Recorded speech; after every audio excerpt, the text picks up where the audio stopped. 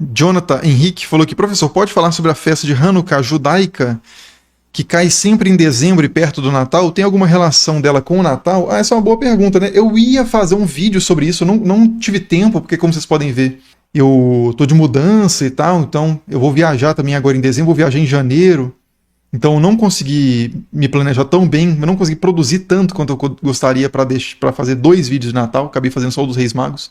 Mas assim, Hanukkah, o que é o Hanukkah, né?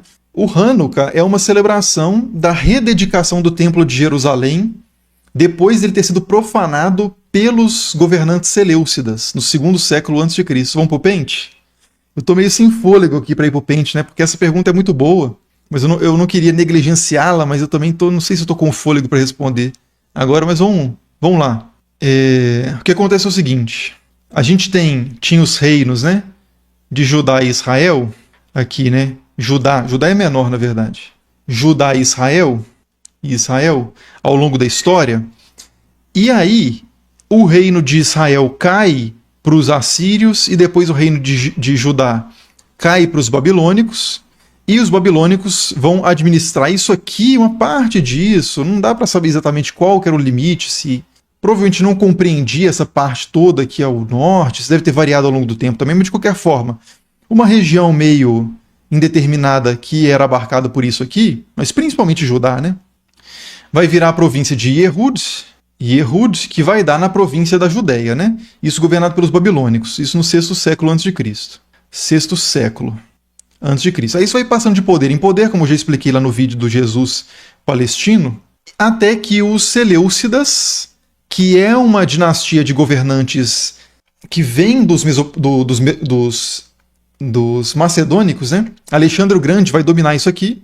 Alexandre o Grande, no 4º século antes de Cristo, vai dominar isso aqui, muito mais do que isso, né? Lógico, aqui expandindo para o Oriente, aqui a Mesopotâmia, a Pérsia, a Índia, até o inicinho ali da Índia, o Egito, beleza, é o Império de Alexandre. Aí esse império é fragmentado e o Seleuco, que é um dos generais de Alexandre não deixa um sucessor forte, então isso o império dele racha.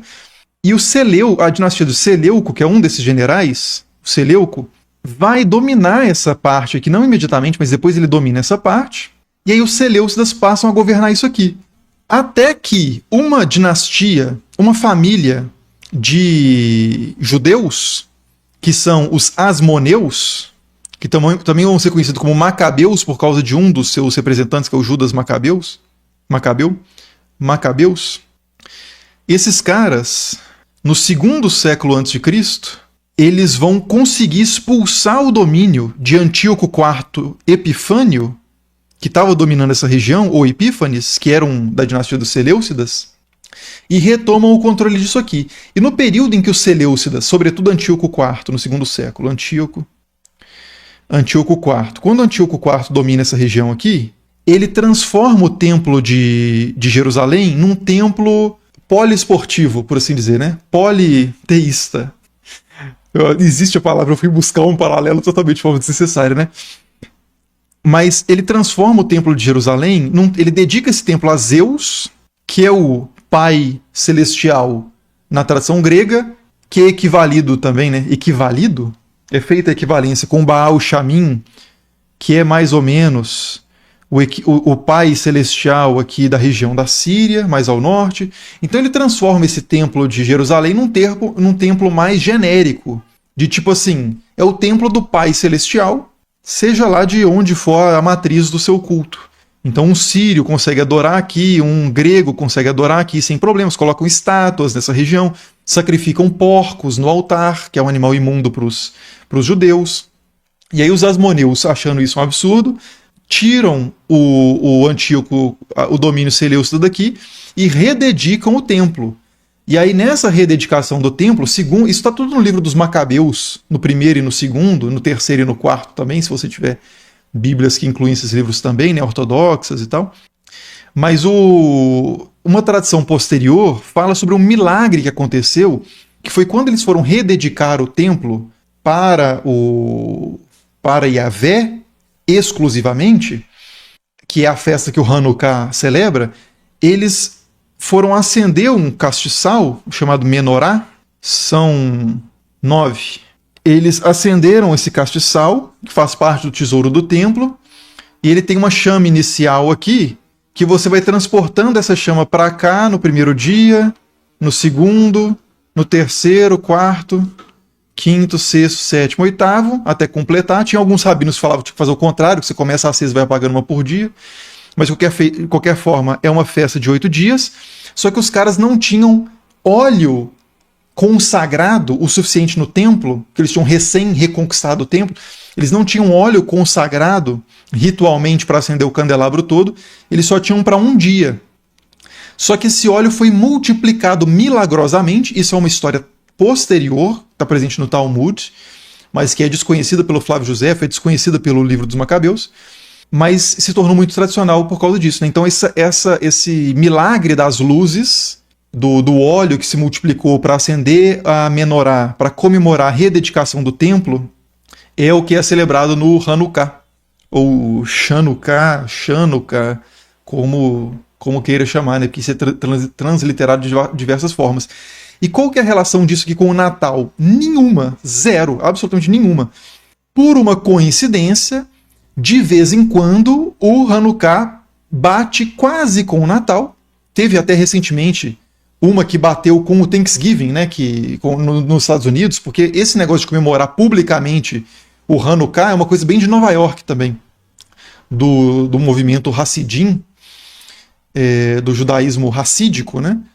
Mas geralmente essa é uma festa menor dentro do judaísmo, uma festa mais doméstica, é uma festa que foi estabelecida pela tradição humana, ela não vem de um mandamento divino, isso é reconhecido dentro da própria tradição, então ela é uma festa relativamente menos importante do que as demais, em geral, na história do judaísmo, do que, por exemplo, Rosh Hashanah, do que a Páscoa, etc.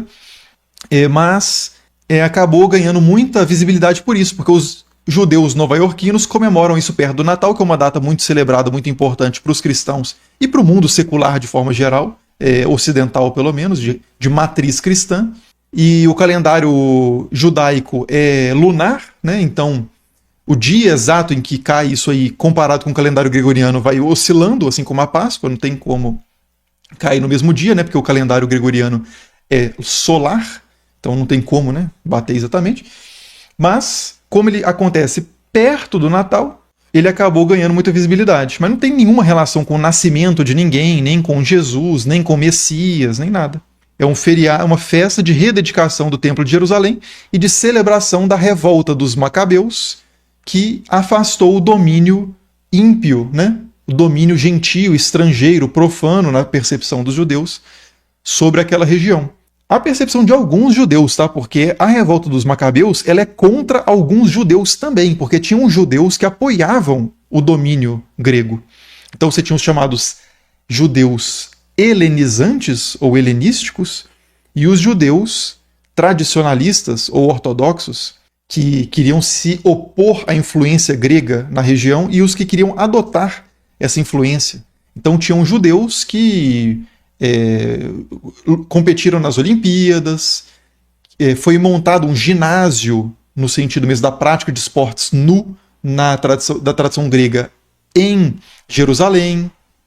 Então tinham judeus que acolhiam, é como você tem hoje, sei lá, americanófilos, gente que acolhe com entusiasmo a cultura americana, e americanófobos, que é gente que detesta os Estados Unidos, né?